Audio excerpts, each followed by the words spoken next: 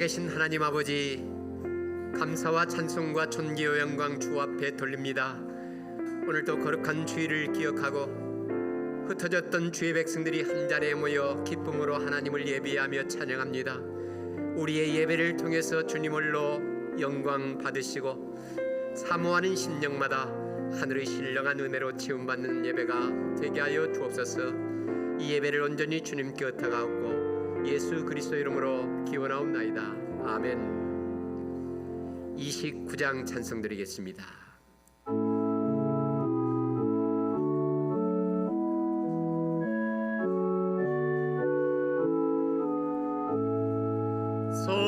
성도여 다 함께 할렐루야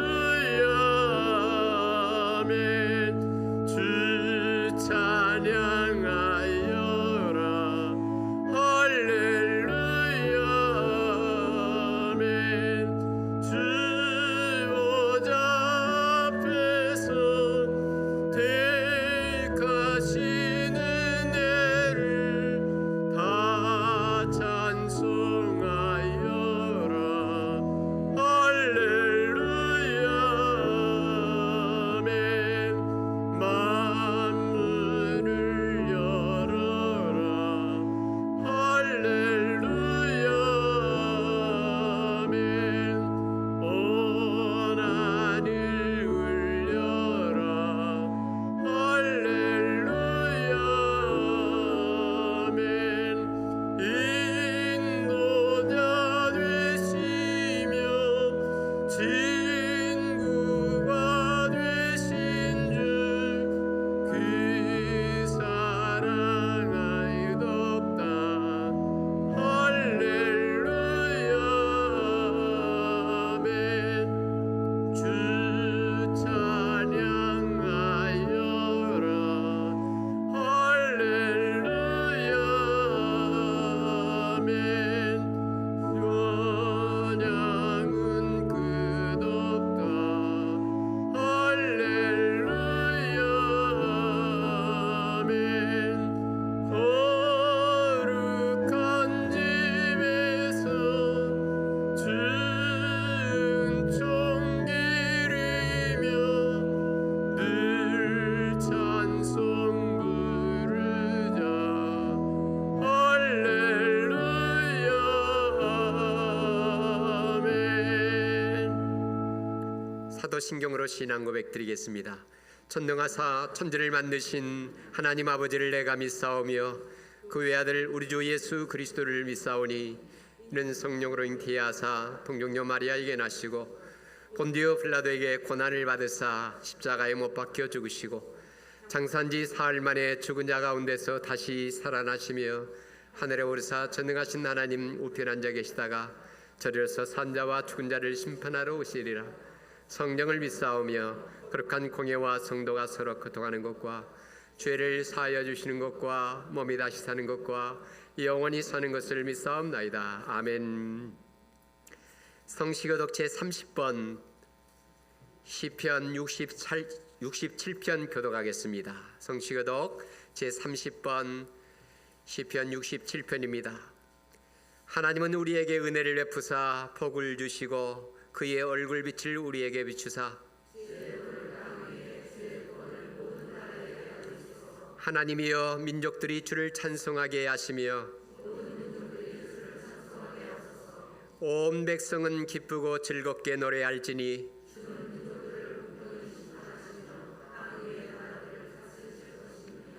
하나님이여 민족들이 주를 찬송하게 하시며 모든 민족으로 주를 찬송하게 하소서.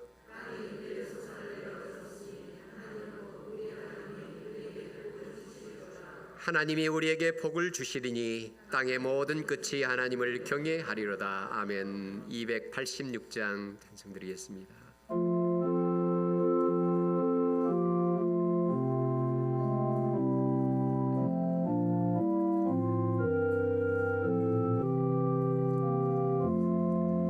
주 예수님 내 맘에 오사 날 붙들어 주시고 내 맘에 새 힘을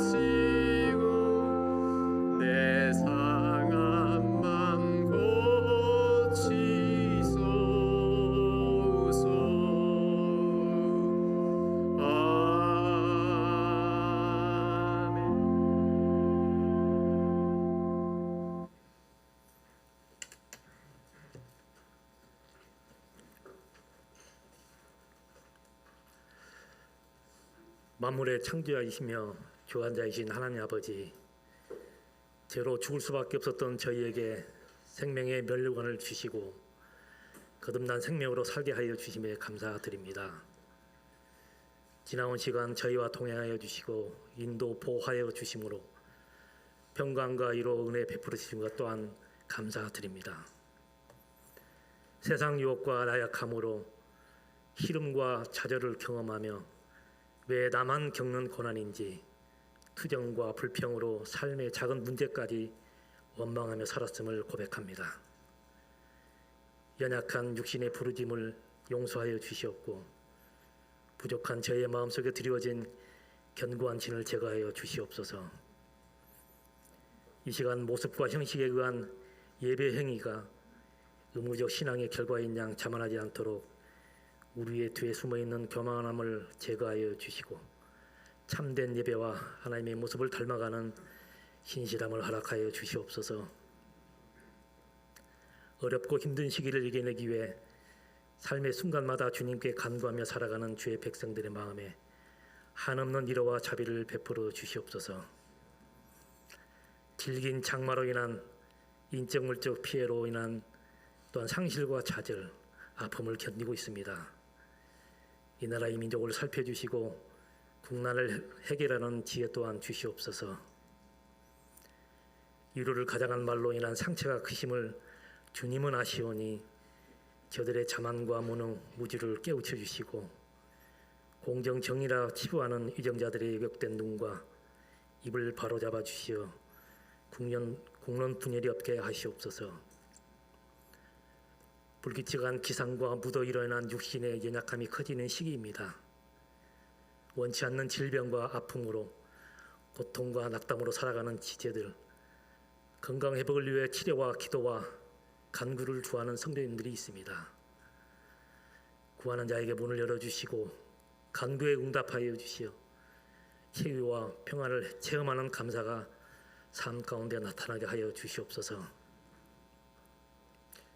땅끝까지 복음을 전하는 선교사님들의 사역에도 함께하여 주시고 보내는 선교사로서의 선교 후원과 기도로 충실한 서포터가 되게 하여 주시옵소서. 여름 성경 캠프와 중고등부 여름 수영회가 계획되어 있습니다. 다음 세대의 주인공이 될 어린 자녀들의 믿음이 바로 세워지게 하시옵고 훈육과 지도에 힘쓰는 선생님들에게도 건강과 지혜를 주시옵소서. 모든 계획과 준비에 부족함이 없게 하시옵고 참여하는 자녀 지체들에게 큰 은혜의 시간이 될 수 있도록 모든 것을 인도하여 주시옵소서.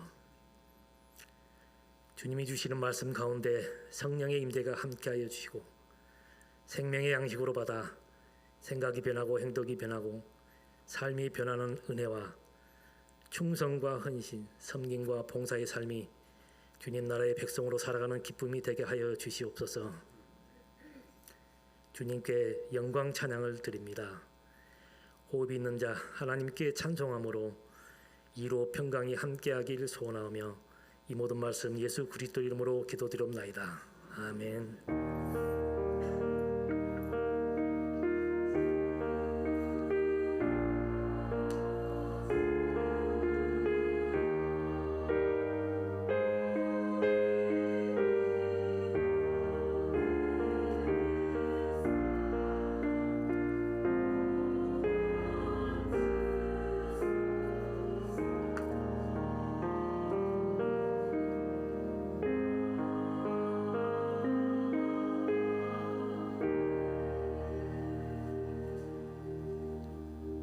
오늘 아침에 묵상할 하나님의 말씀 마태복음 제9장 35절에서 38절 말씀까지 보겠습니다. 신약성경 14페이지 마태복음 9장 35절에서 38절 저와 여러분이 한 절씩 교독하겠습니다. 신약성경 14페이지에 있습니다. 예수께서 모든 도시와 마을에 두루 다니사 그들의 회당에서 가르치시며 천국 복음을 전파하시며 모든 병과 모든 약한 것을 고치시니라.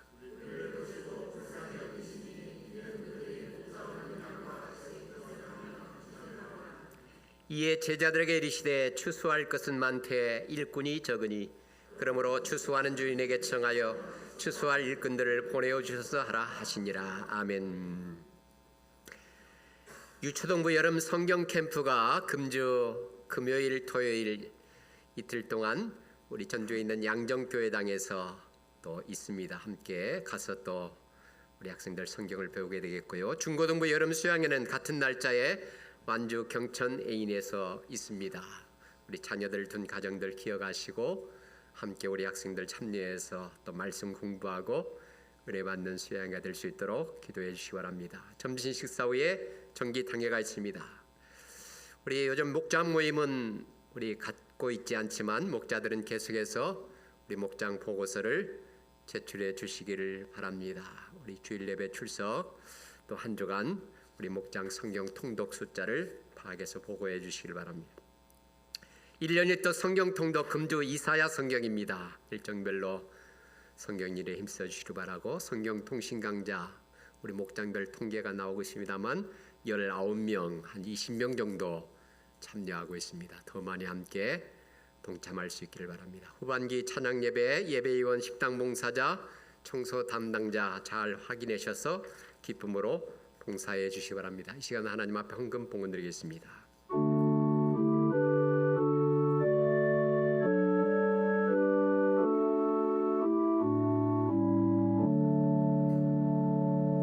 내게 있는 모든 것을 아낌없이 드리네. 사랑하며 의지하여 주만 따라 살리라. 주께 드리네.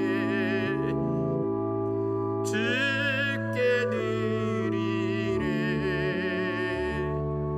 사랑하는 구주 앞에 모두 드리네. 내게 있는 모든 것을 겸손하게 드리네. 세상 욕심 멀리하니 나를 받아주소서. 주께 드리네. 주께 드리네.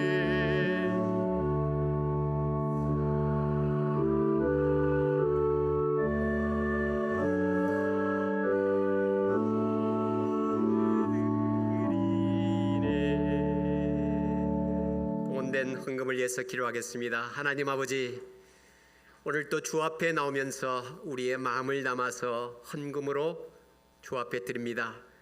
매주일 영광 예배 드리면서 주일 헌금을 드리게 알려주시며 한 주간 동안도 베푸신 은혜를 기억하면서 감사의 예물을 드리게 하시고 또 지난 한 달 동안 한 주간 동안 땀 흘려 수고한 열매 가운데 구별하여 10분의 1을 하나님 앞에 드립니다. 또한 지금도 우리를 대신해서 귀한 사역을 감당하는 후원 선교사들의 사역을 위해서 미약한 교회와 선교 기간을 놓고 19명의 태국 학생들을 위해서 선교 헌금을 드리오니 이 연금이 용도에 맞게 아름답게 사용되게 하시고 사용되는 곳마다 십자가의 구원의 복음이 널리 선포되어지고 그리스도의 사랑을 전하고 나누는 일에 이 귀한 물질이 아름답게 사용되게 하여 주옵소서. 날마다 순간순간마다 하나님의 은혜 가운데 살아가는 인생들입니다. 늘 하나님의 은혜 속에서 하나님께 감사하며 우리의 손을 펴서 베푸는 삶을 살아가는 우리 믿음의 식구들이 되게 하여 주옵소서. 예수 그리스도 이름으로 감사하며 기도 올리옵나이다. 아멘.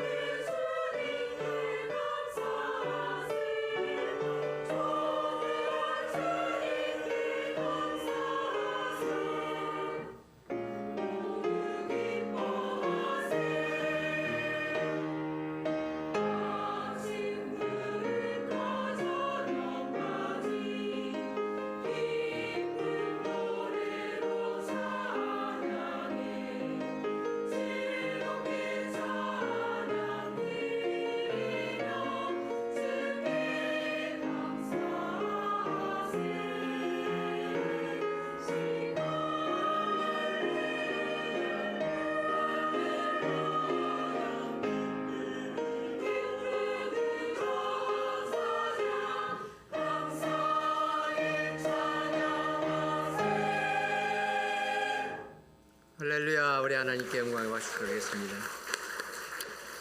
무더운 날씨 가운데 한 주간 평안하셨습니까? 우리 옆사람 앞뒤 사람 문안 인사드리시기 바랍니다. 주님 이름으로 사랑합니다. 환영합니다. 축복합니다. 잘하고 있습니다. 우리 조 목사님 사모님 또 35일 동안 또 미국 따님 가정 잘 다녀왔고요. 김정희 집사님 또 한 달 동안 제주도 또 현장 작업 마치고 건강하게 돌아왔습니다. 감사합니다. 너는 시냇가에 심은 나무라 찬양으로 서로를 축복하고 말씀 보겠습니다.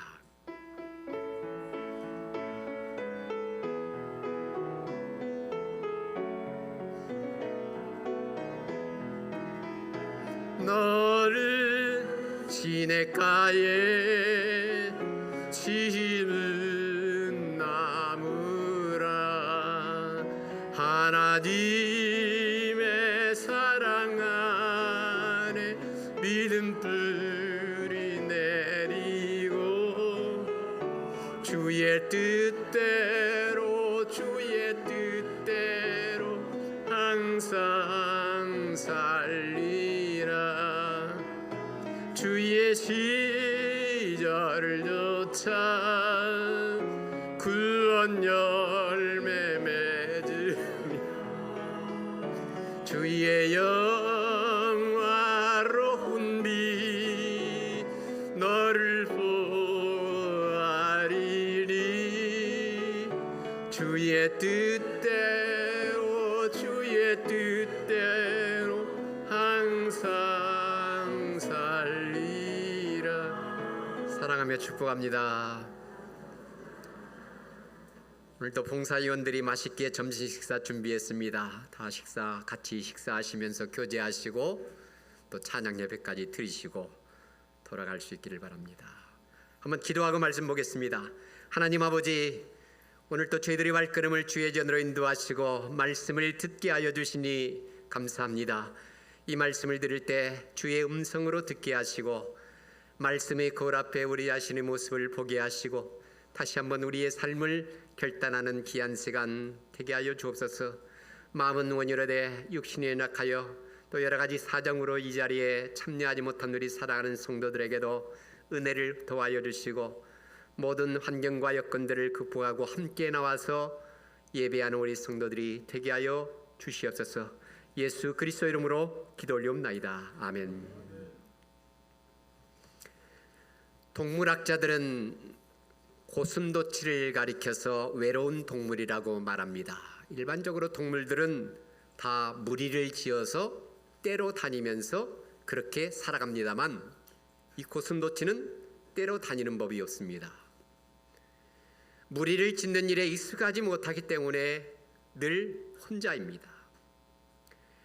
그렇다고 고슴도치가 언제나 혼자 있는 것을 좋아하는 것은 아닙니다.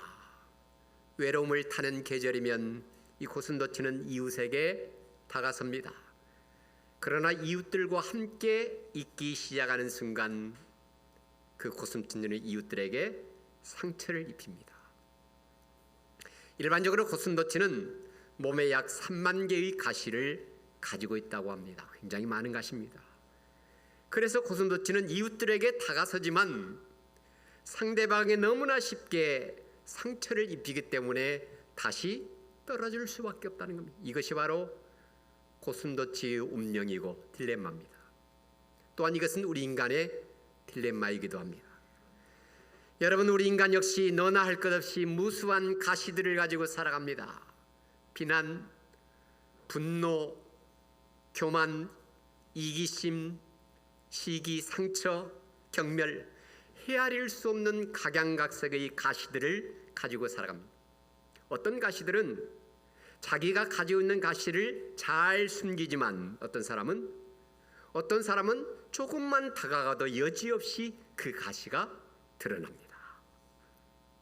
그래서 우리 인간은 서로가 서로에게 가까이 하기에는 너무나도 먼 당신입니다. 평생 동안 남편과 아내로, 부모와 자식으로, 형제와 자매로, 친구와 친구로, 이웃과 이웃으로 살아가지만 그러한 가시들이 무디어지고 사라지기보다는 더욱더 날카로워지고 더 많아지는 것을 인생의 삶에서 경험하게 됩니다. 여러분 주변의 인물들을 한 사람 한 사람 떠올려 보십시오. 가시투성이 고슴도치들이 우글거리고 있는 현장을 우리는 늘 목격하게 됩니다. 문제는 다른 사람들만 고슴도치 인생이 아니라 나 역시 누군가에게 고슴도치란 사실입니다. 동의하시죠? 그렇다면 여러분, 이 고슴도치처럼 끊임없이 상처를 주고받는 것이 우리의 인생이라면 과연 어떻게 해야 하는 것일까? 어떻게 해야 서로가 서로에게 상처를 주지 않고 오히려 상대방의 상처를 싸매어주면서 치유하는 삶을 살 수 있을까? 영상학자 헨리 나우에는 예수님을 만나서 그 은혜로 상처를 치유받은 크리스찬들을 가리켜서 상처받은 치유자다, 그렇게 말합니다. 그런 책도 썼습니다. 무슨 말입니까?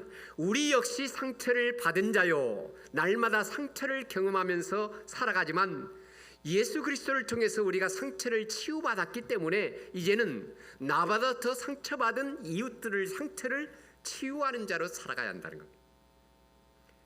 그렇습니다. 서로 우리 인생은 서로에게 상처를 주고받는 삶의 연속입니다. 자기도 모르는 사이에 상처를 주고받기도 하고 때로는 의도적인 언행을 통해서 다른 사람에게 상처를 입히기도 합니다. 오늘 우리 신앙 공동체인 교회도 마찬가지입니다. 교회 안에도 이해가 아닙니다. 얼마나 많은 성도들이 신앙생활하면서 이 상처를 주고받는지 모릅니다. 때로는 목회자의 관계 속에서 또 다른 성도들의 관계 속에서 상처를 주고받기도 합니다. 그러한 상처 때문에 신앙생활을 힘들어하고 또 교회를 떠나기도 하고 또 신앙생활을 포기하기도 합니다. 참으로 가슴 아픈 일이 아닐 수 없습니다. 과연 우리가 어떻게 자신은 물론 다른 사람의 상처를 치유하고 싸매어줄 수 있을까? 오늘은 예수님의 치유사역을 통해서 교훈과 도전을 받고 이제는 우리 역시 상처를 치유하는 삶을 살기로, 상처받은 치유자로 살기로 결단하는 시간이 될 수 있기를 주의 이름으로 간절히 축복합니다. 마태는 예수님의 공생의 사역을 기록하면서 세 가지 사역에 초점을 맞추고 있습니다. 오늘 본문 35절 말씀을 보시기 바랍니다. 35절 말씀 같이 하면서 읽어봅니다. 예수께서 모든 도시와 마을에 두루 다니사 그들의 회당에서 가르치시며 천국 복음을 전파하시며 모든 병과 모든 약한 것을 고치시니라. 오늘 말씀에 하면 예수님께서 공생의 사역 동안 주로 하였던 세 가지 사역이 등장합니다. 첫 번째는 회당에서 가르치시며, 가르침의 사역입니다. 두 번째는 천국 복음을 전파하시며, 복음 전파의 사역이 두 번째 사역. 세 번째는 모든 병과 모든 약한 것을 고치시니라, 치유의 사역입니다. 여러분, 예수님께서 공생의 3년 동안 이 세 가지 사역에 전심전력했다면 예수님을 따르는 우리 제자들도 이 세 가지 사역을 주목하면서 오늘 우리 역시 이 사역을 감당해야 합니다. 더더욱 하나님의 교회, 우리 신앙 공동체는 이 세 가지 사역에 진력하면서 하나님 나라의 공동체를 위해서, 하나님 나라의 확장 사역을 위해서 헌신해야 합니다. 그런데 사실 오늘날 우리 한국교회 또한 일반 교회 살펴보면 가르침의 사역, 복음 전파의 사역, 이 두 가지 사역은 잘 감당하고 있지만 마지막 세 번째 이 치유의 사역에는 등한시하는 경우가 많습니다. 더더욱 이 치유의 사역은 소수의 목회자들에게만 위임하고 일반적인 평신도들은 나와는 상관이 없다, 수수방관하는 모습을 보게 됩니다. 그것은 잘못된 생각입니다. 물론 목회자는 상처받은 성도들을 말씀과 성령의 도우심으로 치유하는 자입니다. 동시에 우리 목회자는 내 자신도 성령의 내적 치유를 경험하면서 성도들의 관심과 사랑과 기도를 통해서 목회자도 치유를 받아야 될 존재입니다. 그런데 성도들의 생각은 거기까지 미치지 못하는 것 같습니다. 그러기에 성도들은 신앙생활하면서 자기들이 받은 상처만을 생각하면서 목회자가 자기에게 관심을 가지 않는다, 섭섭해하고 불평하고 토라지기도 합니다. 여러분, 우리가 어떻게 서로가 서로에게 상처를 치유하는 그러한 자로 살 수 있을까? 이어지는 36절에 볼 수 말씀 보시기 바랍니다. 36절 말씀 제가 보겠습니다. 무리를 보시고 불쌍히 여기시니 이는 그들이 목자 없는 양과 같이 고생하며 기진함이라. 예수님께서는 무리들을 보시면서 목자 없는 양처럼 고생하며 기진한 모습을 보셨다, 그렇게 기록합니다. 여러분, 양은 목자가 곁에 있을 때 안전하고 평안을 누릴 수 있습니다. 그래서 다윗은 시편 23편에서 뭐라고 합니까? 여호와는 나의 목자시니 내게 부족함이 없다, 그런 고백을 드리지 않습니까? 목자가 없는 양을 한번 생각해 보십시오. 얼마나 불안합니까? 언제 어디서 사나운 짐승이 들이닥쳐서 자기들을 해칠지 모르기 때문에 불안하고 두려운 겁니다. 목자가 없는데 누가 양들을 푸른 초장과 쉴만한 물가로 인도하겠습니까? 그래서 주님은 무리들을 보시면서 불쌍히 여겼다. 목자가 없는 양처럼 기진하며 고생하는 모습을 보면서 불쌍히 여겼다, 그렇게 기록을 하고 있습니다. 여러분, 우리가 상처받은 이웃들에게 치유자가 되기 위해서는 우선적으로 그들이 고생하며 기진한 모습이 내 눈에 들어와야 합니다. 주위에 있는 이웃들이 또는 믿음의 지체들이 공동체 안에서 함께 신앙생활하고 있지만 얼마나 고통 가운데 어렵게 살아가고 있는지 우리의 눈에 일단 첫 번째 단계는 보여야 한다는 겁니다. 그렇다고 물질적으로 어려움을 겪고 있는 그 모습이 아닙니다. 물론 그런 자도 있을 수 있겠지만 정신적이고 영적인 고통입니다. 인간관계로 인한 고통입니다. 비록 물질적으로는 부유한 삶을 살고 있다 할지라도 가정에서, 직장에서, 이웃에서, 신앙 공동체 안에서 여러 가지 다른 사람들과의 관계 때문에 고통을 겪으면서 상처를 받는 자가 의외로 많다는 겁니다. 그런데도 오늘 우리는 자신의 문제 속에만 너무 깊이 빠져 있기 때문에 고통을 받고 있는 이웃들을 볼 수 없는 겁니다. 사실 고통받는 우리의 이웃들이 우리의 시야에 들어오려면 어느 정도 마음의 여유가 있어야 해요. 그렇지 않습니까? 마음의 여유도 없이 늘 그렇고 그런 일에 바쁘게 살아가는 자들, 어떻게 다른 사람의 상처와 고통을 바라볼 수 있겠습니까?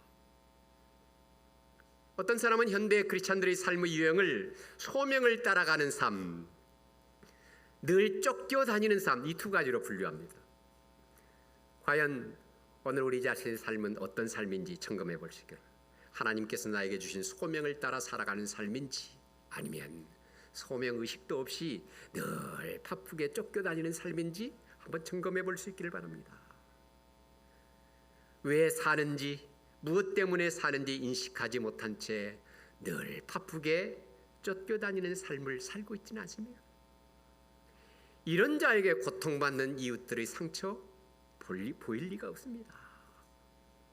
그런데 여러분, 엄밀히 따져보면 어떤 사람은 늘 소명에 따라 살고 어떤 사람은 늘 바쁘게 쫓겨다니는 삶을 사는 것은 아닙니다.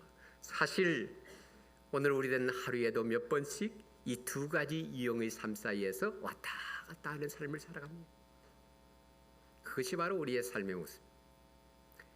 20세기 최고의 정신의학자이자 호스피스 운동의 선구자였던 엘리자베스 커블러 로스 박사가 죽음으로 내몰린 사람들을 인터뷰하면서 삶에서 꼭 배워야 할 것들을 정리한 인생 수업이라는 책을 썼습니다.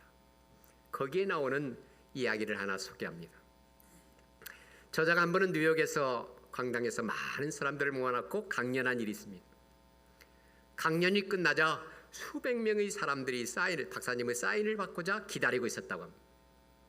그래서 이 박사는 자기가 할 수 있는 데까지 서둘러 사인을 다 해주었지만 다른 도시 비행기 시간이 임박해서 얼른 마무리를 하고 공항을 떠났습니다.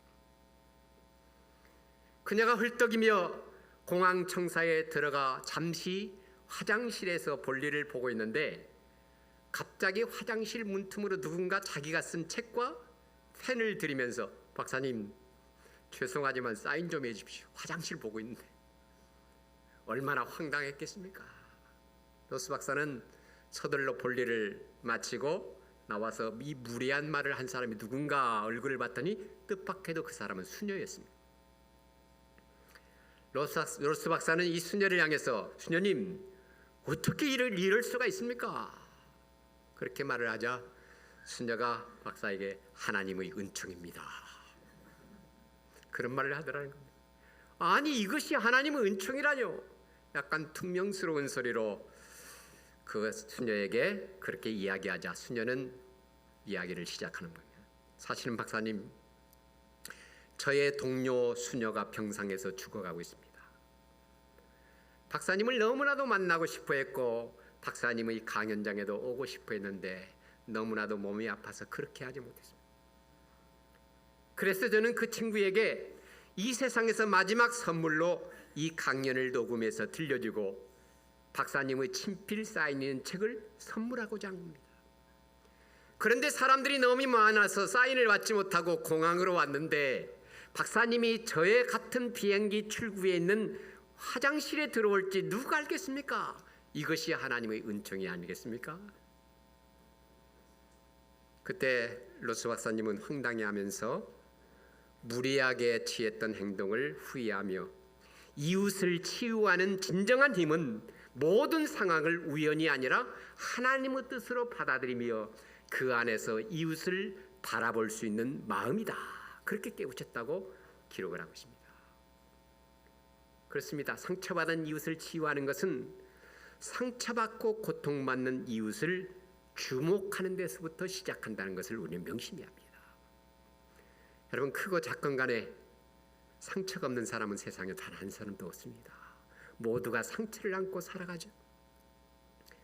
지난달 목장 연합 기도회 때 우리 영상으로 도우미 사모님의 영상을 보신 분들은 기억이 날 겁니다.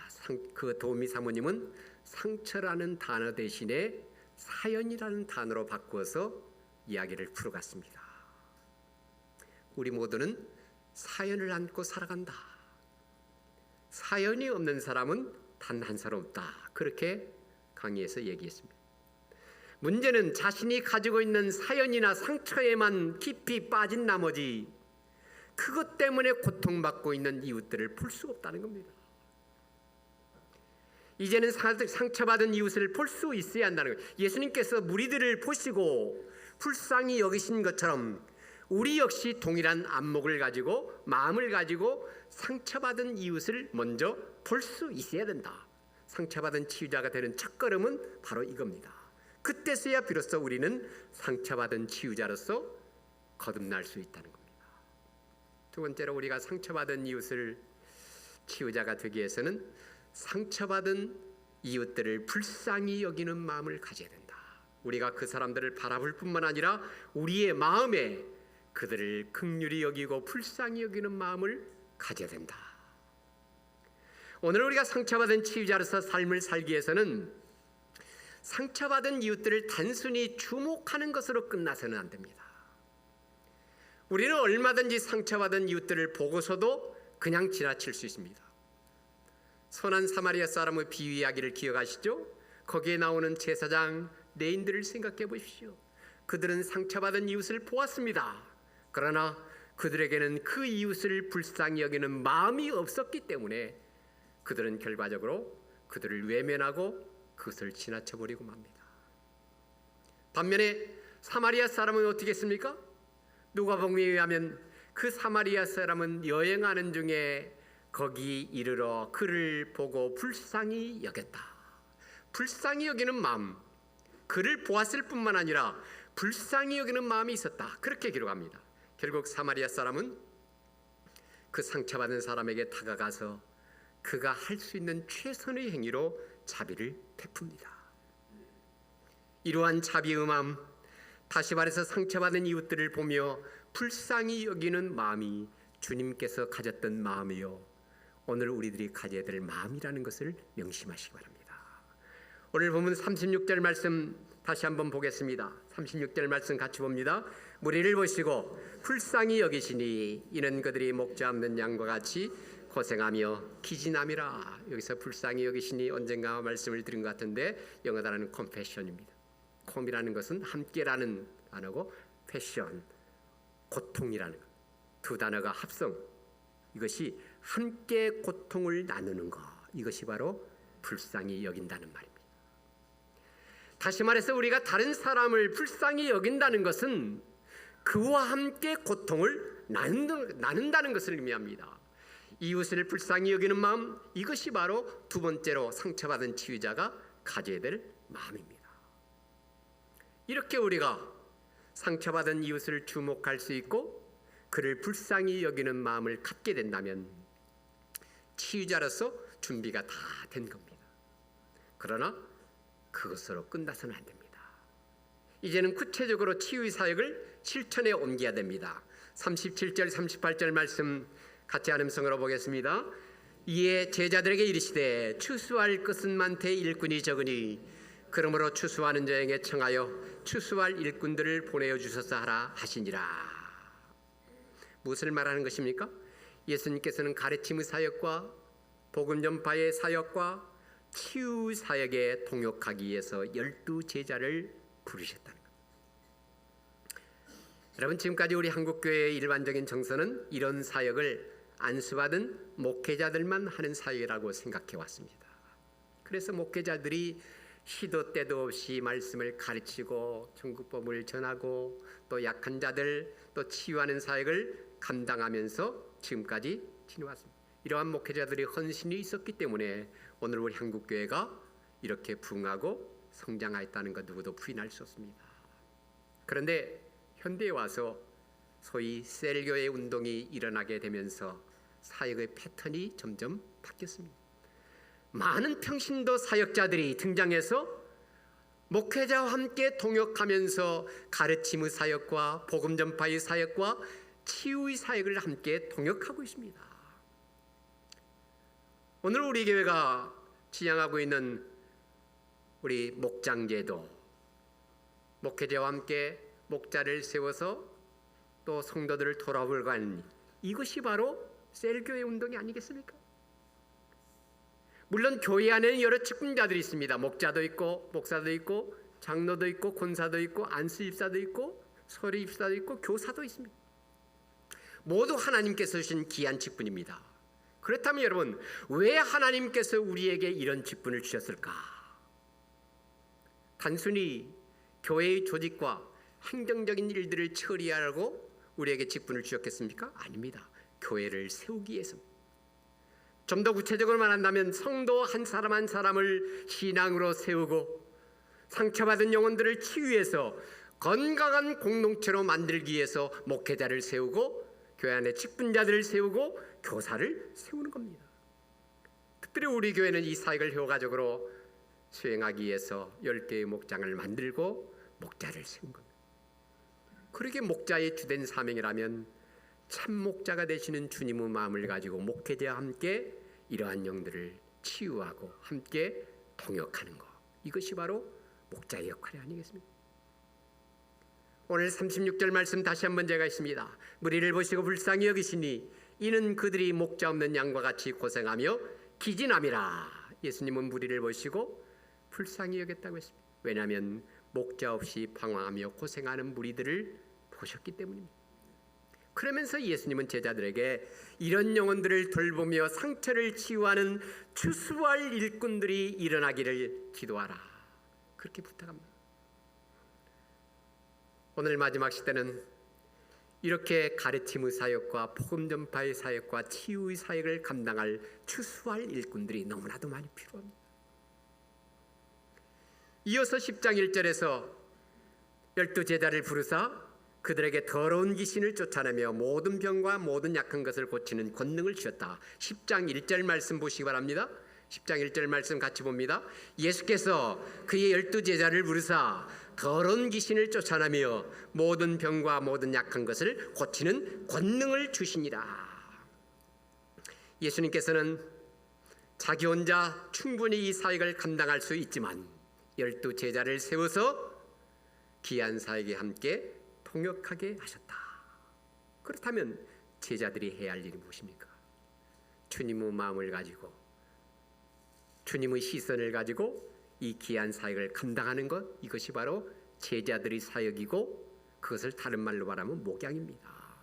목회자만 목양하는 것이 아닙니다. 오늘 우리 모두가 함께 귀한 사역에 동참하는 것. 요한복음 21장에 보면 예수님께서 부활하신 후에 흩어진 제자들을 만나서 디베랴 호수, 곧 갈릴리 호수를 찾아갑니다. 제자들이 잡은 물고기와 떡으로 초반을 먹은 후에 예수님은 시몬 베드로와 대화를 나누죠. 요한복음 21장 15절 이하 말씀 보시기 바랍니다. 그들이 초밥 먹은 후에 예수께서 시몬 베드로에게 이르시되 요한의 아들 시몬아, 내가 이 사람들보다 나를 더 사랑하느냐 하시니 이르되 주님 그러하나이다. 내가 주님을 사랑하는 줄 주님께서 아시나이다. 이르시되 내 어린 양을 먹이라 하시고, 16절 17절은 같이 봅니다. 또 두 번째 이르시되 요한의 아들 시몬아, 내가 나를 사랑하느냐 하시니 그러하나이다.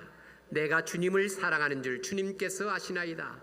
이르시되 내 양을 치라 하시고, 세 번째 이르시되 요한의 아들 시몬아, 내가 나를 사랑하느냐 하시니 주께서 세 번째 내가 나를 사랑하냐 하심으로 베드로가 근심하여 이르되 주님 모든 것을 아시오매 내가 주님을 사랑하는 줄 주님께서 아시나이다. 예수께서 이르시되 내 양을 먹이라. 우리는 여기에서 예수님께서 시몬 베드로에게 세 번씩이나 분부한 말씀을 주목해 보야 합니다. 내 어린 양을 먹이라, 내 양을 치라, 내 양을 먹이라. 한마디로 말해서 목자의 사명을 감당하라는 겁니다. 왜냐하면 예수님은 이제 자신이 곧 하나님의 나라 아버지께로 돌아가야 할 때가 다가오고 있음을 깨닫고 있습니다. 그러나 여전히 세상에는 수많은 사람들이 목자 없는 양처럼 고생하며 기진한 상태로 많은 문제와 갈등 속에서 상처를 받으며 살아가고 있을 겁니다. 그러니 예수님은 시몬 베드로에게, 12 제자들에게, 또한 오늘 우리에게 이 치유하는 목양의 삶을 감당하라, 그렇게 부탁합니다. 여러분, 왜 많은 직분자들이 쉽게 시험에 빠지고 교회 성장의 걸림돌이 되는 것입니까? 목양의 사역이 아니라 교회의 조직이나 행정에만 매달리기 때문입니다. 물론 그것이 중요하지 않다는 얘기가 아닙니다. 가장 우선적인 사역은 하나님의 말씀을 가르치며 선포하고 상처받은 자를 치유하는 사역입니다. 그래서 건강한 그리스도의 몸을 세우는 것이 오늘 하나님께서 우리에게 주신 그러한 직분자들이 가장 중요한 사명입니다. 이러한 사역을 목회자에게만 떠맡길 것이 아니라 우리 모두가 목회자와 동역자가 되어서 함께 사역하게 될 때 우리 교회는 더 건강한 교회, 성장하는 교회로 거듭나게 될 것입니다. 직분자들이 자기가 갖고 있는 상처만 바라보면서 거기에 매달리고 있다면 어떻게 다른 사람들의 상처를 볼 수 있고 치유할 수 있겠습니까? 이제 우리는 내 자신의 상처를 뛰어넘어서 다른 사람의 상처와 고통을 볼 수 있어야 합니다. 거기에 한 걸음 들어가서 함께 고통을 나누는 마음, 불쌍히 여기는 마음, 목자의 마음을 가져야 합니다. 그리고 거기서 끝나서는 안 됩니다. 우리의 삶과 사역을 통해서 상처받은 영혼들을 치유하는 사역까지 이어져야 합니다. 함께 웃고 함께 울며 함께 고통을 나누는 상처받은 치유자로서의 삶을 살아야 합니다. 그렇게 될 때 오늘 우리의 삶의 현장이 변하고 가정과 직장과 캠퍼스와 우리의 이웃과 이 사회가 변하게 될 겁니다. 이것이 바로 우리 교회를 비롯해서 지상교회가 존재할 목적이고 오늘 우리 지상교회가 가져야 될 비전인 것을 믿으시기 바랍니다. 우리 찬양 드리면서 함께 결단의 기도를 드립시다. 주님과 같이 내 마음 만지는 분 없네. 함께 찬양하십니다.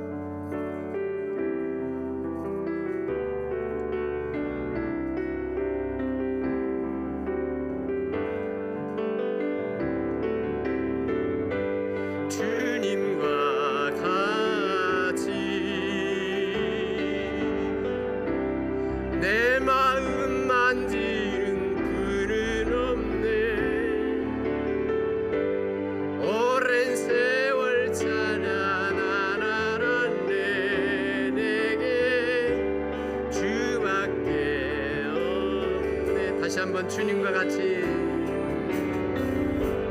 주님과 같이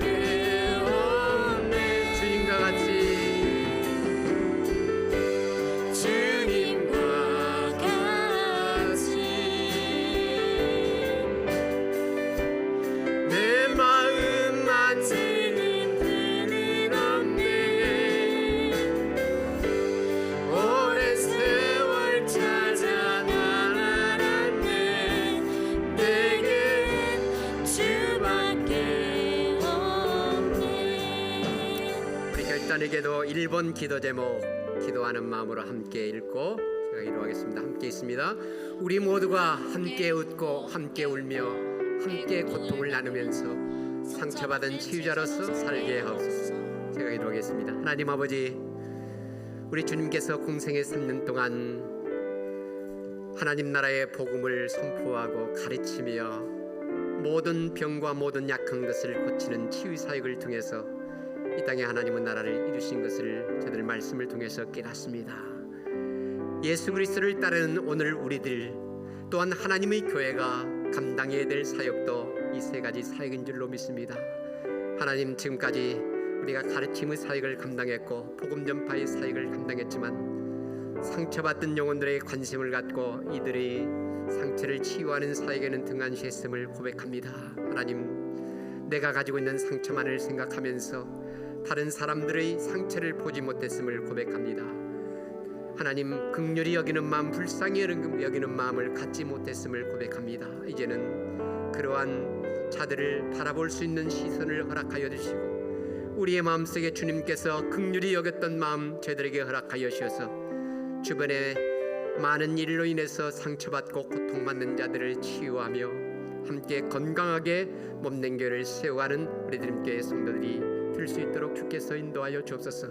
여전히 우리의 가정에서 또한 직장에서 캠퍼스에서 우리의 이웃에서 상처받는 영혼들 식구들이 너무나도 많습니다. 하나님, 저희들에게 긍휼히 여겨주시고 이제는 하나님 아버지 추수한 일꾼들을 많이 보내어주시고 또한 내 자신이 그러한 일꾼들이 되어서 귀한 사역에 함께 동참하는 주의 백성들이 되게 하여 주옵소서.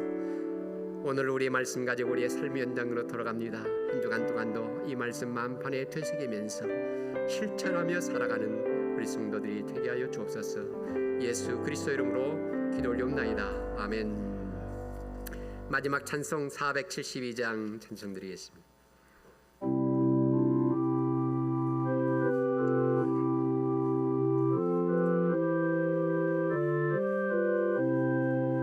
내 병든 손 내밀라고 주 예수님 말씀 안에 그 말씀을 굳게 믿고 병든 손을 내밀어라.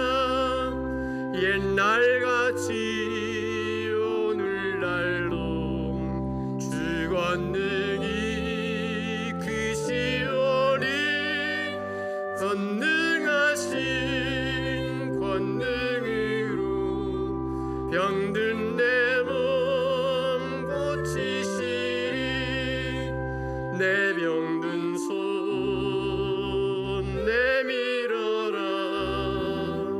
주 예수님 고치시리. 내 병든 손 내밀어라. 주님 고치시리라. 기도하는 손 내밀고 믿음의 손 내밀어라. 순종의 손 내밀어서 주님의 손 붙잡아라. 저 갈릴리 바다에서 주 예수님 행하신 일 오늘날도 믿는 자는 그 능력을 오리로다. 아멘. 내 병든 손 내밀어라. 주 예수님 고치시리. 내 병든 손 내밀어라. 주님 고치시리라. 다같이 나서는 모든 의심 물리시면 허약한 마음 사라지니 주를 믿는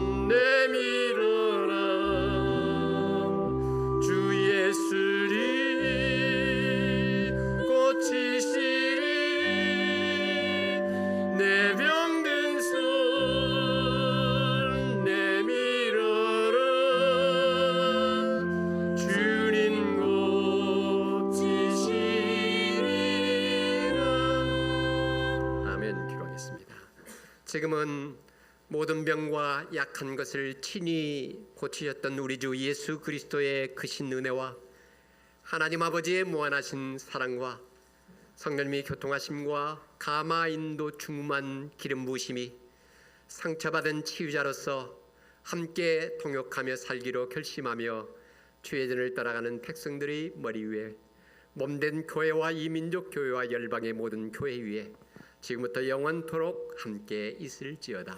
아멘.